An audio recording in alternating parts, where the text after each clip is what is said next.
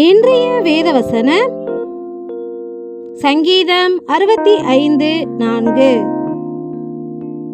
உம்முடைய பிரகாரங்களில் வாசமாயிருக்கும்படி நீர் தெரிந்து கொண்டு சேர்த்துக் கொள்கிறவன் பாக்கியவான். உம்முடைய பரிசுத்த ஆலயமாகிய உமது வீட்டின் நன்மையால் திருப்தியாவோம். ஆமேன். நம் தேவன் தெரிந்து கொண்ட ஜனம் அவருடைய பிரகாரத்தில் தங்கியிருப்பார்கள். அவர்கள் தேவனுடைய பரிசுத்த ஆலயமான அவருடைய வீட்டின் நன்மையால் திருப்தியாவார்கள்.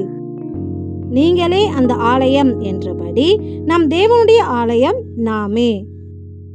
அன்றியும் ஒருவன் தேவனுடைய ஆலயத்தை கெடுத்தால் அவனை தேவன் கெடுப்பார். தேவனுடைய ஆலயம் பரிசுத்தமாய் இருக்கிறது என்கிறபடி நம் கர்த்தரின் ஆலயத்தில் பரிசுத்தத்தை கெடுக்காதபடி நாம் நம்மை பரிசுத்தமாக வைத்துக் கொள்ள வேண்டும். அப்படி இருந்தால் நம் வாழ்வு நன்மையால் திருப்தியாகும்.